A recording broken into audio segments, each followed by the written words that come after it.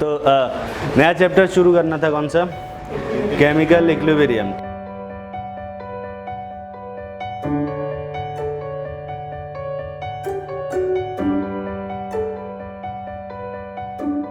Chemical equilibrium में सबसे पहली चीज़ जो हमें जाननी है वो है रिवर्सिबल और इरिवर्सिबल रिएक्शंस। तो रिवर्सिबल और इरिवर्सिबल रिएक्शन पहचान लेते हो तुम लोग? लिखो रिवर्सिबल एंड इरिवर्सिबल रिएक्शन। उसमें लिखो the reaction which can proceed in both direction are called reversible reaction and the reaction which proceed in single direction are irreversible reaction। तो रिवर्सिबल अगर कोई रिएक्शन लिखी हो तो उसको वो रिवर्सिबल है या इरिवर्सिबल पहचान लेते हो या नहीं पहचान पाते? लिखो एक छोटा सा question, which of the following reaction is reversible? पहला वाला देखते हैं। पहला वाला तो सबको समझ में आ रहा हो क्या है? लिखो पहला rule, neutralisation reactions are always irreversible. Acid और बेस मिलाएंगे तो सॉल्ट और वाटर बनेगा, उल्टा नहीं होगा फिर। अच्छा ये ऊपर वाला देखो, सेकंड वाला देखो, combustion reactions are always irreversible. तो दूसरा वाला क्या होगा? इरिवर्सिबल। तीसरा वाला देखते हैं, लिखो redox reactions are always irreversible. The reaction which have all three states of matter, मतलब सॉलिड भी हो, लिक्विड भी हो, गैस भी हो, तीनों अगर स्टेट प्रेजेंट हैं किसी रिएक्शन में तो वो रिएक्शन क्या होती है? इरिवर्सिबल। सॉलिड इनको जब SnCl4 गैसेस में मिलाते हैं तो SnCl2 का लिक्विड बनता है, ठीक है, और ये एक रिवर्सिबल प्रोसेस है, ठीक है। पर हाँ ये भी सही है कि जहाँ पे तीनों स्टेट प्रेजेंट रहते हैं वो most of the time irreversible हो ही जाता है। अगला वाला देखते हैं, ये वाला देख। अगला लिखो प्रेसिपिटेशन रिएक्शन, लिखवा दिया मैंने, प्रेसिपिटेशन रिएक्शंस आर इरिवर्सिबल। अगला लिखो, ये अगला वाला क्या है? रिवर्सिबल है कि irreversible? The reaction in which only one state of matter is present are reversible. तो ये वाली रिएक्शन क्या होगी? रिवर्सिबल। ठीक, तो ये वाला देखते हैं। ये वाला रिएक्शन देखोगे, इसमें सभी क्या हैं? लिक्विड स्टेट में, तो ये क्या हो जाएगा? रिवर्सिबल, ठीक है। अरे ये रिएक्शन क्या होगी? रिवर्सिबल, ठीक है। अच्छा ये वाला देखते हैं, ये वाला रिएक्शन क्या होगा? रिवर्सिबल। ये वाला रिवर्सिबल, ये वाला भी रिवर्सिबल। तो अगर एक ही स्टेट प्रेजेंट है हमेशा रिएक्शन रिवर्सिबल हो। अब बात करते हैं वो रिएक्शन जिसमें दो स्टेट प्रेजेंट हो। तीन स्टेट वाले तो इरिवर्सिबल होते हैं, है ना, मोस्ट ऑफ द टाइम। पर दो स्टेट अगर प्रेजेंट हो, सॉलिड लिक्विड हो, सॉलिड गैस हो, लिक्विड गैस हो, तो वो रिवर्सिबल होगा या इरिवर्सिबल होगा? कुछ कह नहीं सकते, ठीक है, कुछ कह नहीं सकते, ये बिल्कुल भी कुछ कह नहीं सकते। ये जीके बेस्ड है, बिल्कुल नॉलेज बेस्ड है, तुम्हें पता होना चाहिए। जैसे पहला वाला जो इक्वेशन है, पोटेशियम क्लोराइड को जब हीट करते हैं तो ऑक्सीजन और पोटेशियम क्लोराइड बनता है। ये रिवर्सिबल होता है कि इरिवर्सिबल है? इरिवर्सिबल होता है, वैसे बैक नहीं करा सकते, ठीक है। MnO2 के प्रेजेंस में रिएक्शन होता है, पढ़े हो गए हाई स्कूल में, है ना, पढ़ाया जाता है कि इस तरह से ऑक्सीजन में। पर जो दूसरी वाली रिएक्शन है वो रिवर्सिबल है कि इरिवर्सिबल है? अरे बोलो, तो कुछ कह नहीं सकते हैं, ठीक है। ये रिएक्शन जो होती है वो क्लोज कंटेनर में तो रिवर्सिबल होती है, ओपन कंटेनर में क्या होती है? इरिवर्सिबल। ये क्लोज और ओपन का क्या हिसाब किताब है? क्लोज में क्यों रिवर्सिबल होती है और ओपन में क्यों इरिवर्सिबल होती है? ओपन करने रखेंगे CO2 उड़ जाएगा, तो फिर बैकवर्ड रिएक्शन कहाँ से होगी? इस वजह से वो सेकंड वाली रिएक्शन, जो लास्ट वाली रिएक्शन है, वो दोनों हो सकते, ठीक है। लिख लेना, reversible in close container and irreversible in open container, ठीक है। तो अभी मान लें कि रिएक्टेंट लिया है, सिर्फ रिएक्टेंट लिया है, तो रिएक्शन किस साइड होगी? वे सिर्फ फॉरवर्ड डायरेक्शन में, मतलब रिएक्टेंट सिर्फ किस में कन्वर्ट होगा? प्रोडक्ट, ठीक है। लेकिन जैसे ही प्रोडक्ट थोड़ा सा बनेगा, प्रोडक्ट भी किस में शुरू हो जाएगा कन्वर्ट होना? रिएक्टेंट, ठीक है। तो मान लें हम इस वाले को फॉरवर्ड रिएक्शन बोलते हैं और इस वाले को बैकवर्ड रिएक्शन बोलते हैं। तो शुरू में किसका रेट फास्ट होगा? फॉरवर्ड का, क्योंकि रिएक्टेंट ज़्यादा। इसका मतलब रिएक्टेंट से प्रोडक्ट में कन्वर्ट होने वाला जो रेट होगा वो फास्ट होगा, मतलब रिएक्टेंट के गायब होने का जो रेट होगा वो ज़्यादा होगा और प्रोडक्ट के बनने का रेट क्या होगा वो भी ज़्यादा होगा, ठीक है।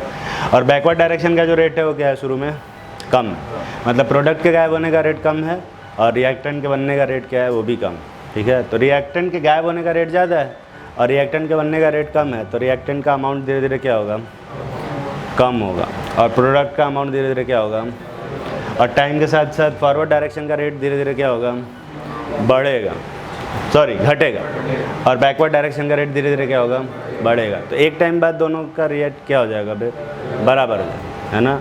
तो जिस पर्टिकुलर टाइम पे बराबर होगा, उस पर्टिकुलर टाइम की बात करें तो जिस रेट से प्रोडक्ट रिएक्टेंट में कन्वर्ट हो रहा है उसी रेट से प्रोडक्ट रिएक्टेंट भी किस में कन्वर्ट होगा, प्रोडक्ट, ठीक है।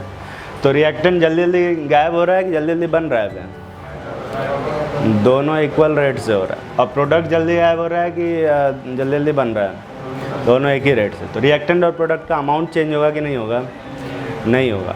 तो फॉरवर्ड और बैकवर्ड रिएक्शन का रेट चेंज होगा कि नहीं होगा, नहीं होगा। तो एक टाइम के बाद से फॉरवर्ड और बैकवर्ड रिएक्शन की रेट वही रहेगी, चेंज नहीं होगी, है ना। और प्रोडक्ट और रिएक्टेंट का जो अमाउंट होगा वो भी फिक्स हो जाएगा, ठीक है। इस पर्टिकुलर कंडीशन को हम लोग क्या बोलते हैं, इक्विलिब्रियम। लिखो properties of equilibrium. At equilibrium, the concentration of each reactant and product become constant. Bracket में लिखो नॉट नेसेसरली इक्वल, जरूरी नहीं कि बराबर हो पर कांस्टेंट हो जाता है। दूसरा लिखो the equilibrium can be achieve from either direction. Either direction का मतलब या तो खाली रिएक्टेंट रख दो तो भी इक्विलिब्रियम आ जाएगा, और या फिर कंटेनर में सिर्फ प्रोडक्ट रख दो तो भी इक्विलिब्रियम अचीव हो जाएगा, और उतने ही जगह पे अचीव होगा जितने पे रिएक्टेंट साइड से आ रहा था। जैसे मान लो कि 10 मोल रिएक्टेंट रखे और इक्विलिब्रियम पे 6 मोल प्रोडक्ट बना और 4 मोल रिएक्टेंट बचा, तो 10 मोल अगर प्रोडक्ट रख देंगे तो भी इक्विलिब्रियम पे कितना मोल प्रोडक्ट बचेगा, 6, और रिएक्टेंट कितना होगा, 4 ही होगा। ये हमेशा ऐसे ही होगा, चाहे किधर से भी रिएक्शन प्रोसीड कराएं, हमेशा यही होगा। अगला लिखो property, the equilibrium is dynamic in nature, that is dynamic in nature का मतलब क्या है, that is the reaction does not stop at equilibrium but it proceed in both forward and backward direction at equal speed. Dynamic nature का मतलब क्या होता है बे, कि रिएक्शन रुकी नहीं है, ठीक है, बल्कि दोनों साइड से हो रहा है। अब ये है ना, बोलना स्टेटमेंट बोलना थोड़ा सा अजीब सा लगता है, कह रहा है ये कौन सी बड़ी बात है, ये तो अभी बताया हमने कि दोनों साइड से हो रही है तभी तो इक्विलिब्रियम है। लेकिन जब फिजिकली हम उस चीज़ को रिएक्शन को होते हुए देखते हैं तो हमें ऐसा लगता है कि रिएक्शन रुकी हुई। जैसे शरबत बनाया तुम लोग कभी, अरे शरबत बनाया कि नहीं बनाया हुआ, तो पानी में हम लोग क्या करते हैं, शुगर डिजॉल्व करते हैं। शुगर का फार्मूला क्या होता है, C12H22 ऑयल, यही है। अब इसमें हम शुगर मिलाएंगे तो शुगर धीरे धीरे क्या होने लगता है, डिजॉल्व होता है, ये रिएक्शन होती है।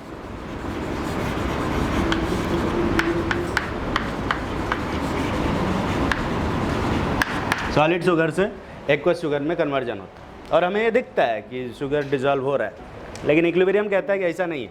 इक्विलिब्रियम में ये एक्चुअली में शुगर भी जो एक्वस है वो क्रिस्टलाइज भी होता रहता है, जो कि हमें नहीं दिखता। और शुगर डिजॉल्व करते जाओ करते जाओ करते जाओ, एक टाइम ऐसा आता है कि शुगर डिजॉल्व होना बंद हो जाता है। अब इसके बाद जो भी हम शुगर मिलाते हैं वो नीचे बॉटम पे ऐसे बैठ जाता है, मतलब शुगर अब डिजॉल्व होना क्या हो गया, अभी बंद हो गया। अब इस सोल्यूशन को हम कौन सा सोल्यूशन बोलते हैं, सैचुरेटेड सोल्यूशन बोलते हैं। कौन सा सोल्यूशन बे, सैचुरेटेड सोल्यूशन बोलेंगे।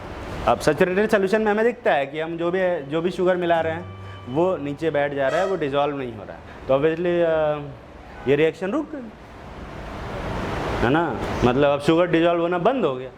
पर इक्विलिब्रियम ऐसा नहीं करता। इक्विलिब्रियम कहता है कि ऐसा नहीं है, एक्चुअली में शुगर डिजॉल्व भी हो रहा है और उतना ही शुगर क्या हो जा रहा है, क्रिस्टलाइज हो जा रहा है। मतलब शुगर का डिजॉल्व होना और क्रिस्टलाइज होना एक साथ हो रहा है, इसलिए हमें पता नहीं चल रहा। पर देखने तो यही लग रहा है कि रिएक्शन रुक गई है, पर कोई बोलेगा कि नहीं नहीं ऐसा नहीं हो रहा है, डिजॉल्व हो रहा है पर उतना ही क्रिस्टलाइज हो रहा है, क्या बकवास कर रहा है, बेवकूफ़ बना रहा है, ये बोलना ही गलत है।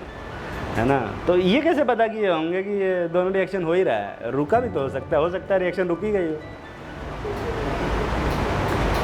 ऐसा नहीं हो सकता कि इक्विलिब्रियम पहुंचने के बाद रिएक्शन रुक गई, जैसे शुगर डिजॉल्व करते करते अचानक से डिजॉल्व होना बंद हो गया।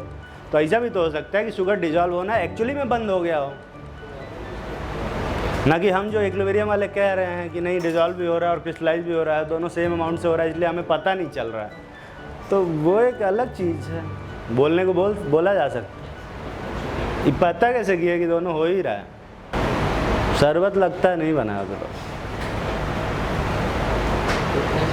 तो शरबत बनाते टाइम ऑब्वियसली हमें दिखता है कि रिएक्शन रुक गई, पर एक्चुअली में होता रहता है। ये पता करने के लिए हम इसमें रेडियो एक्टिव शुगर मिलाते हैं। रेडियो एक्टिव शुगर जानते हो?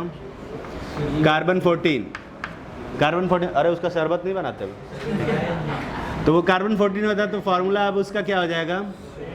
वही रहता है ना, बस उस पर स्टार बन। तो अगर मैं इसमें एक रेडियो एक्टिव शुगर मिलाऊं,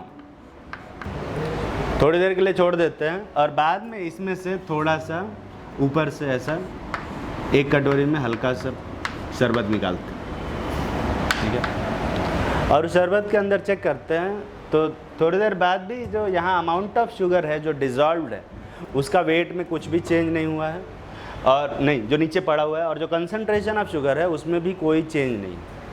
लेकिन इस सोल्यूशन के अंदर रेडियो एक्टिविटी आ गई। तो ऐसा कैसे हो सकता है? उस सोल्यूशन से रेडियो एक्टिविटी आ रही है, इसका मतलब क्या है? इसका मतलब ये है कि शुगर डिजॉल्व तो हुआ ही है जो रेडियो एक्टिव वाला, और कंसंट्रेशन से में इसका मतलब क्या भी है कि वापस से शुगर क्या भी हुआ है? क्रिस्टलाइज। तो जो रेडियो एक्टिव शुगर था वो डिजॉल्व हुआ है, और जो पहले से non radio active sugar dissolve था वो क्रिस्टलाइज हुआ। ऐसा सिर्फ तभी हो सकता है, और कोई तरीका ही नहीं है कि उस सोल्यूशन के अंदर रेडियो एक्टिविटी आ जाए, ठीक है। अगर डिजॉल्व नहीं होता तो रेडियो एक्टिविटी नहीं आती, पर आ जाती। इसका मतलब रिएक्शन दोनों साइड से हो रही है, एक्सपेरिमेंटली देखा गया, ठीक है। समझ में आया ना बे? सदमे में हो क्या तू लोग? कोई पढ़े नहीं है सर? लिखो अगला, kinetics of equilibrium. Kinetics of equilibrium में पहला लॉ लिखोगे, law of mass action. Law of mass action, the rate of reaction is directly proportional to the active mass of reactants raised to the power its stoichiometric coefficient। किसी भी reaction का जो rate होता है वो उसके active mass के, उसके रिएक्टेंट के एक्टिव मास के स्टोइचियोमेट्रिक कोफिशिएंट के ऊपर जो पावर लगाते हैं उसके डायरेक्टली प्रोपोर्शनल होता है, ठीक है। एक्टिव मास क्या होता है? लिखो, एक्टिव मास फॉर गैसेज और aqueous solution always equal to its concentration. दूसरा लिखो, active mass of pure solid and excess reagent is always taken as unity. Unity मतलब 1। अच्छा, यहाँ पे अगर ध्यान देखें तो प्योर लिक्विड का मैंने कुछ नहीं लिखवाया। क्या लिखवाया? प्योर लिक्विड का कितना होता है एक्टिव मास? क्या लिखवाया मैंने?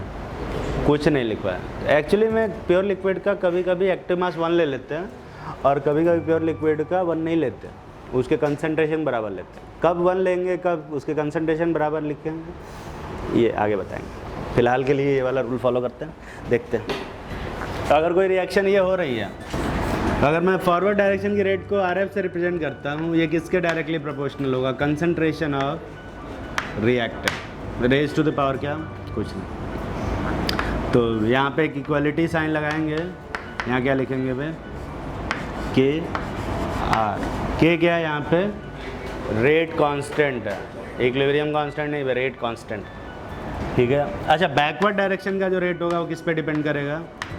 प्रोडक्ट के कंसंट्रेशन पे। तो बैकवर्ड डायरेक्शन जो इक्वल होगा वो किसके बराबर होगा? सम के इंटू पी। अब यहाँ भी एक के लगाया, यहाँ भी एक के लगाया, तो दोनों को डिफ्रेंशिएट करना थोड़ा मुश्किल हो रहा है। तो यहाँ पे हम के एफ लिख देते हैं और यहाँ पे हम क्या लिख देते हैं? के बी, ठीक है। बस अलग अलग करने, ठीक है। तो ये रेट ऑफ फॉरवर्ड और रेट ऑफ बैकवर्ड रिएक्शन का हिसाब किताब, ठीक है। अब जब दोनों इक्विलिब्रियम पे कौन ज़्यादा होगा? फॉरवर्ड डायरेक्शन का रेट कि बैकवर्ड डायरेक्शन का रेट? बराबर होगा। मतलब जो के एफ होगा into R is equal to किसके बराबर होगा? के बी इंटू पी, ठीक है, थोड़ा ध्यान में करते हैं इसमें। तो KF/KB जो आएगा वो आएगा concentration of P upon concentration of क्या R, यही आ रहा है, अब यही आ रहा है। और KF क्या है, कांस्टेंट, और KB भी क्या है, कांस्टेंट। तो दोनों का रेशियो भी क्या बनेगा, कांस्टेंट। ठीक है, तो इसको क्या बोलते हैं हम लोग, KC। ठीक है, लिखो Kc is a constant called equilibrium constant in terms of concentration. Properties of equilibrium constant Kc. पहला लिखो, the equilibrium constant Kc only depends on nature of reaction and temperature, and it does not depends on concentration of reactant and product, pressure, size and shape of container, etc. ये सब फालतू चीज़ों पे depend नहीं करता, सिर्फ किस पे डिपेंड करेगा भाई, टेम्परेचर पे, और नेचर ऑफ रिएक्शन ऑब्वियसली उस पर डिपेंड करेगा। पर अगर केसी का एक्सप्रेशन देखें तो उसमें कंसंट्रेशन ऑफ क्या भी आ रहा है, रिएक्टेंट भी आ रहा है, और कंसंट्रेशन ऑफ क्या भी आ रहा है भाई, प्रोडक्ट भी आ रहा है। तो कैसे इक्वेशन में कंसंट्रेशन ऑफ प्रोडक्ट और रिएक्टेंट के पे डिपेंडेंसी दिखने के बावजूद भी वो उस पर डिपेंड नहीं करता फिर, ऐसा कैसे हो सकता है? जो concentration of reactant and product है वो डिपेंड करता है केसी पे, केसी उन पे डिपेंड नहीं करता। समझ में आ रही है बात? तो तुम कहोगे तो एक ही तो बात ना, एक ही बात नहीं। केसी डिसाइड होता है केएफ और केबी से, जो कि वो क्या है बे, कांस्टेंट है, और वो रिएक्शन पे ही डिपेंड करता है। और जो रेशियो आएगा है ना, इक्विलिब्रियम कंसंट्रेशन ऑफ जो रिएक्टेंट और प्रोडक्ट है उसको फॉलो करना ही पड़ेगा। ठीक है, हम ऐसा नहीं कि रिएक्टेंट का कंसंट्रेशन बढ़ा दिया अचानक से तो केसी चेंज हो जाएगा, वो केसी उतना ही रहेगा, रिएक्टेंट का कंसंट्रेशन बाद में चेंज होगा। तो कौन किस पे डिपेंड कर रहा है? कंसंट्रेशन केसी पे डिपेंड कर रहा है, केसी कंसंट्रेशन डिपेंड नहीं कर रहा है, वो कांस्टेंट है, वो फिक्स। समझ में आ रही बात? एक छोटा सा क्वेश्चन लिखते हैं, write the expression of KC for following reaction. और ये जो लाइन लिखवाए हैं, केसी सिर्फ टेम्परेचर पे डिपेंड करता है, इस चीज़ को याद रखियो। बहुत सारे लोग इसको गलती कर देते हैं एग्ज़ाम में, है ना। तुम लोग कहोगे इसमें क्या गलती कर सकते हैं? गलती हो जाती है क्योंकि ये बहुत छोटी सी चीज़ है, और छोटी सी चीज़ों में अक्सर गलतियाँ हो जाती हैं। पहला वाला केसी तो लिख लिया होगा, ठीक। जो केसी आया होगा उसको मान लेते हैं केसी 1, ठीक है। पहला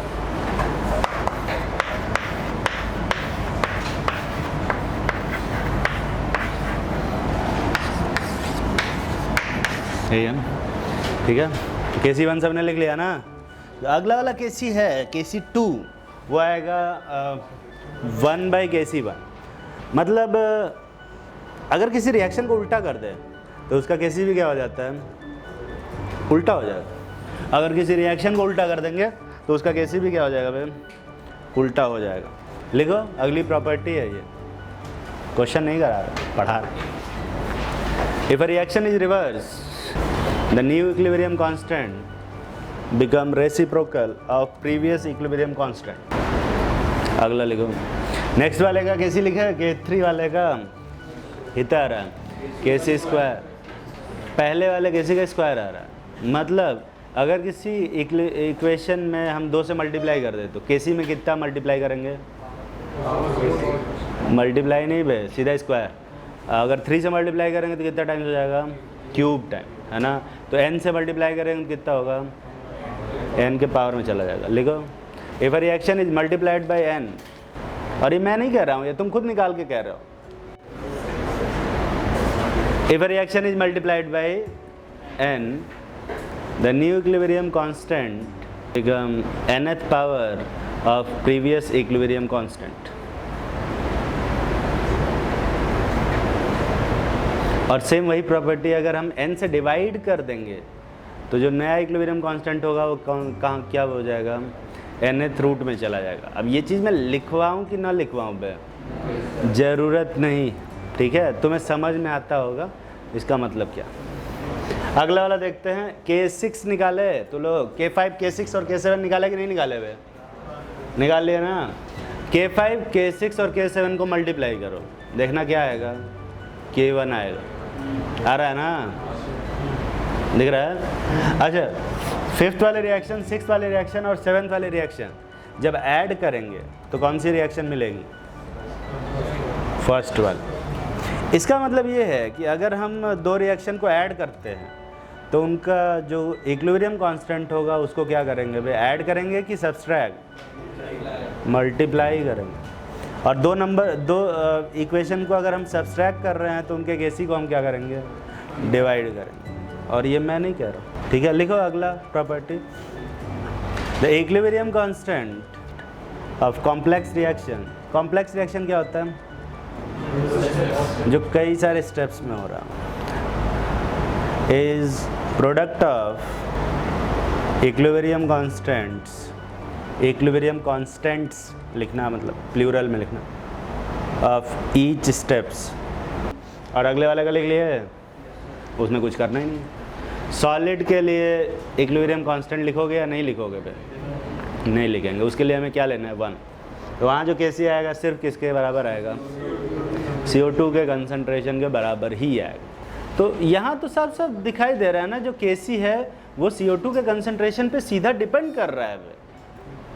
मतलब CO2 का कंसंट्रेशन बढ़ाएंगे तो केसी की वैल्यू क्या हो जाएगी, ऐसा कुछ भी नहीं होता बे, ऐसा कुछ नहीं होता, केसी उतना ही रहेगा।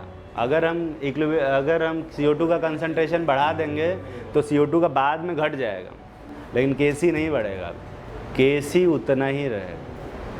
तकलीफ में हो क्या, ये तो प्रॉपर्टीज हुई। लिखो एप्लीकेशन ऑफ इक्विलिब्रियम कांस्टेंट। तो पहला एप्लीकेशन है टू प्रेडिक्ट, 3 एप्लीकेशन होते हैं है ना, पर तीसरा ज़्यादा इंपॉर्टेंट है, तीसरे पे ज़्यादा क्वेश्चन आते हैं। पहले दूसरे से भी क्वेश्चन आते हैं पर तीसरे से क्वेश्चन ज़्यादा आते हैं, तो तीसरे की प्रैक्टिस ज़्यादा करेंगे। पहले पहला लिखो, यानी कि पहला पे ध्यान नहीं देना है। To predict the percentage yield of a reaction, और इसका केसी दे रखा है 1। केसी कितना दे रखा है, 1। केसी 1 दे रखा है, मतलब इक्विलिब्रियम पे किसका कंसंट्रेशन ज़्यादा होगा, रिएक्टेंट का या प्रोडक्ट का, अरे बोल बराबर, ठीक है। पर अगर केसी की वैल्यू थोड़ी बढ़ा दें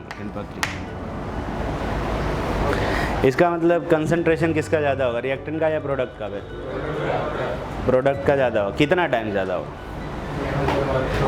1000 टाइम्स, है ना। इसका मतलब हम ये कह सकते हैं कि इक्विलिब्रियम पे ऑलमोस्ट प्रोडक्ट ही होगा, मतलब रिएक्शन ऑलमोस्ट क्या हो जा रही है, कंप्लीट हो जा रही है। ये समझ में आ रहा है। तो कुछ लोग क्या कहते हैं ना कि देखो सारी रिएक्शन रिवर्सिबल ही होती, पर बस हाँ कुछ रिएक्शंस का केसी इतना ज़्यादा होता है कि वो हमें लगता है कि पूरी ख़त्म हो गई, जैसे कंबशन रिएक्शन, जैसे न्यूट्रलाइजेशन रिएक्शन। ये सब ऐसी रिएक्शंस हैं जो कि जिनका केसी बहुत ज़्यादा है वो सब भी क्या, रिवर्सिबल।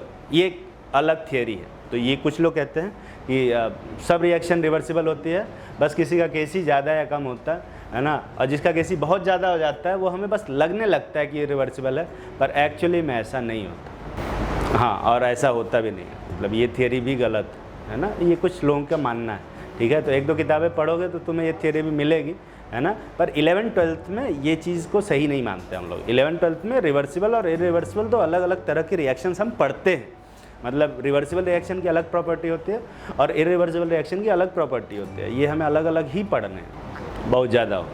अच्छा, और केसी की वैल्यू अगर बहुत कम है, जैसे मान लो 10⁻³ है, तो इक्विलिब्रियम पे किसका कंसंट्रेशन ज़्यादा होगा, कितना, 1000। इसका मतलब प्रोडक्ट बनबे नहीं करेगा, है ना, बहुत ज़्यादा नहीं होगा, बहुत थोड़ा सा प्रोडक्ट बनेगा। मतलब रिएक्शन हुआ कि नहीं हुआ बे, नाम मात्र का नहीं हुआ, कुछ नहीं हुआ, ठीक है। तो हम बोल देते हैं कि ऐसी रिएक्शन होती नहीं, फीजिबल ही नहीं। लिखो इसी में, if KC of a reaction is very high, bracket में लिखो more than 10⁻³ the reaction is said to be almost completed, and if the Kc of reaction is very low, bracket में लिखो less than 10⁻³ ठीक है। जरूरी नहीं 10⁻³, बस एक मैंने एक रफ आइडिया दिया है, उसके आसपास भी होगा तो भी ऐसे ही है। The reaction is बेयरली started, reaction शुरू ही नहीं होगी, मतलब होगी पर नहीं होना और नहीं होना एक ही बात। जैसे एक छोटा सा क्वेश्चन लिखते हैं, फाइंड परसेंटेज यील्ड जानते हो ना तुम लोग? हाँ, find percentage yield of a reaction 2A is equal to B + C। Kc दे रखा है इसका 4। अगर Kc 4 है तो ऑब्वियसली इसका अगर x मोल है तो इसका 2x मोल और इसका 2x मोल रहा हो तभी Kc 4 हो सकता है, और कोई तरीका नहीं। ये समझ में आ रहा है? हाँ, कुछ लोगों ने x की जगह पे 1 रखा होगा, है ना? हाँ, कुछ लोगों ने x की जगह पे 1 रखा होगा, ज़रूरी नहीं है, मतलब इस टर्म्स में आंसर लिख सकते। ठीक है, यही होगा ना बे, ये इक्विलिब्रियम पे t = t पे। अच्छा एक बात बताओ, जब रिएक्शन शुरू हुई होगी तो इसका कितना रहा होगा, और इसका मतलब इसका कितना रहा होगा? 3x की 5x पे 5x, अरे इसके 2 से समझ में आ रहा है ना? तो अगर इसका 1 मोल इधर आता है तो इसका 2 मोल बनेगा, ठीक है? मतलब 2x आ रहा है तो इसका कितना मोल बनेगा? 4x, और इसका था कितना? x, तो 5x था और x बचा, मतलब कितना रिएक्ट कर गया? 4x। परसेंटेज यील्ड कितना होगा? 80%। ये आंसर, ये कितने लोग सही से निकाल पाए थे? और 66.66 वो निकाले होंगे जो यहाँ 3x लिखो। अगला लिखो, to predict the direction of reaction. अगला एप्लीकेशन, सेकेंड एप्लीकेशन पे क्या हुआ? हाँ अच्छा, ये कॉमन सेंस वाला मैंने बता दिया, इसलिए नहीं समझ में आ गया तो लोगों? अरे यार भूल जाओ इसको, पुराने वाले मेथड से करते हैं, कन्वेंशनल वाले से। ना परसेंट निकालना है ना, 100 लिखो, ठीक है? इसमें से कितना घटाएंगे भाई? x, तो इसका कितना बनेगा? x/2, और इसका x/2। तो जो x/2 into x/2 by 100 minus x का होल स्क्वायर होगा, वो किसके बराबर दे रखा है? 4। सॉल्व करेंगे, मेहनत करेंगे, x की वैल्यू निकालेंगे, x की वैल्यू आएगी 80। यही परसेंटेज है, अभी जस्ट किया, करके देख। अगला लिखो, to predict the direction of reaction at any point of time. Reaction किसी भी टाइम पे किस तरफ शिफ्ट हो रही है, ये हम कैसे निकालेंगे? ठीक है, ओवरऑल शिफ्टिंग की बात हो रही है। इसके लिए हम क्या यूज़ करते हैं बे? Reaction quotient. क्या यूज़ करते हैं? Reaction quotient. जैसे इस इक्विलिब्रियम का जो Kc होगा वो कितना होगा? Concentration of product by concentration of क्या? रिएक्ट। लेकिन Qc जो होगा वो किसके बराबर होगा? कंसंट्रेशन। तो अगर ये दोनों बराबर हो जाते हैं, अगर ये दोनों बराबर हो जाते हैं, Qc और Kc बराबर हो जाते हैं, इसका मतलब कि कौन सी कंडीशन है? इक्विलिब्रियम ही है। और अगर Qc की वैल्यू ज़्यादा हो जाती है Kc से, इसका मतलब क्या है कि जो प्रोडक्ट का कंसंट्रेशन है वो रिलेटिवली ज़्यादा है रिएक्टेंट के कंसंट्रेशन से, जो कि होना चाहिए किस पे? इक्विलिब्रियम पे। तो अगर प्रोडक्ट का कंसंट्रेशन रिलेटिवली ज़्यादा है जितना होना चाहिए इक्विलिब्रियम के कंसंट्रेशन से, तो ये इक्विलिब्रियम किधर जाएगी? आगे की पीछे पे? ये किस तरफ शिफ्ट हो रही होगी? पीछे की तरफ शिफ्ट हो रही है। तो ऐसी सिचुएशन में रिएक्शन बैकवर्ड जाएगी, ठीक है? और अगर Kc की वैल्यू कम हो गई, Qc की वैल्यू कम हो गई Kc से, तो रिएक्शन किधर जाएगी? फॉरवर्ड जाएगी। और बराबर अगर आ गई तो फिर तो इक्विलिब्रियम है ही। वैसे Qc को हम लोग इस तरह से भी लिखते हैं, delta G is equal to delta G not plus 2.303 RT log QC।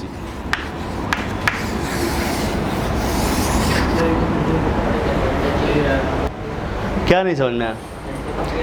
QC की वैल्यू अगर ज़्यादा है, मतलब ये वाला टर्म की वैल्यू क्या है, ज़्यादा है, या तो प्रोडक्ट ज़्यादा है या तो रिएक्टेंट कम है, ठीक है, इस पर्टिकुलर टाइम पे। तो इक्विलिब्रियम पे जाने के लिए प्रोडक्ट का कंसंट्रेशन क्या करना पड़ेगा, कम, और रिएक्टेंट का कंसंट्रेशन क्या करना पड़ेगा, ज़्यादा। किधर ले जाना पड़ेगा, वही जरूरी। तो इससे पहले चाइनीज में समझा रहे थे, थर्मोडायनामिक्स पढ़े हो तो लोग।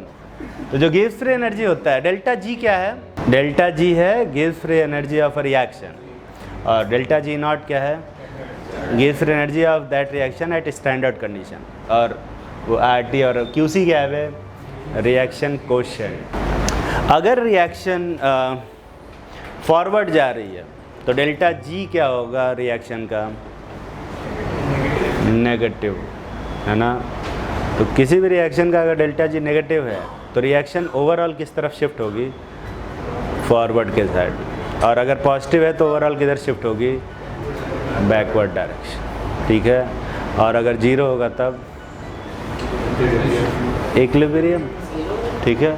डेल्टा जी जीरो नहीं हो सकता, तो डेल्टा जी जब जीरो होगा तो ये किसके बराबर होगा, delta G not is equal to कितना आएगा, -RT ln QC, ln KC। QC किसके बराबर हो जाएगा, KC बराबर, और एक फार्मूला वहीं से आता है। हालांकि इस फार्मूले का डेरिवेशन सिलेबस में नहीं है, है ना, सिर्फ क्या है, सिर्फ फार्मूला सिलेबस में। एक छोटा सा क्वेश्चन लिख, predict the direction of reaction in following cases. तो एक रिएक्शन है A is equal to 2B,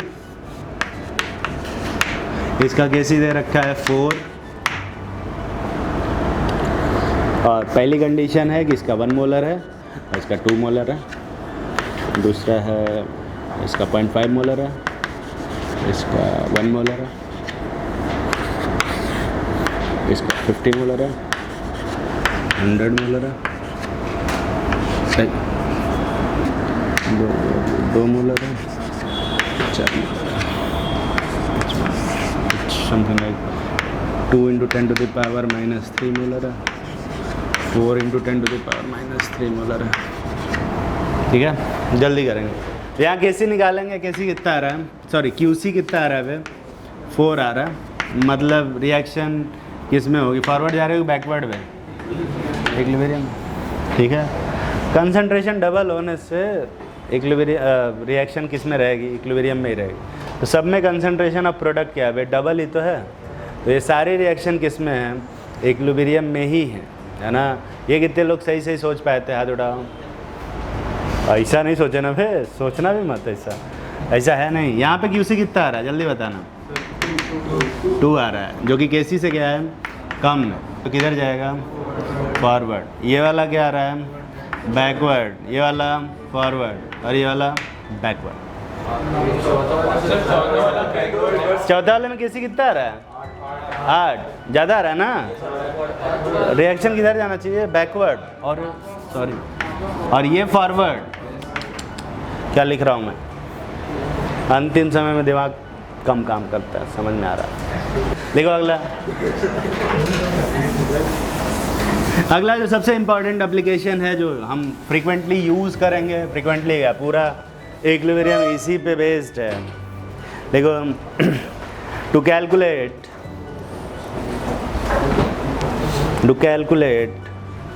amount of reactant and product at equilibrium. तो अगर कोई रिएक्शन दिया है, उसका अमाउंट निकालना है, जैसे ये है,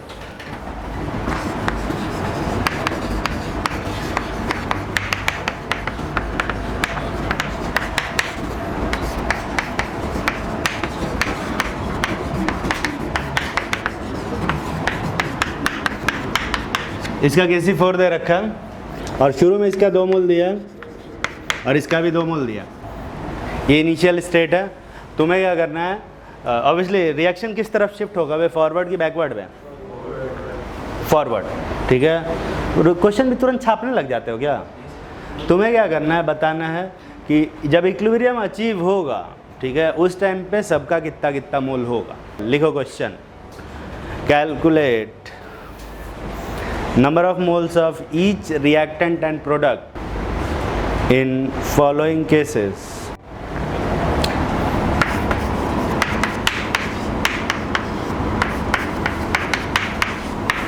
ये 3 केस है, ठीक है। शुरू में सबका 2-2 मोल ही लिए हैं, लेकिन एक जगह पे केसी 4 है, एक जगह पे केसी थोड़ा कम है, एक जगह केसी थोड़ा ज़्यादा है। नेक्स्ट क्लास में मैं आऊँगा, बताऊँ।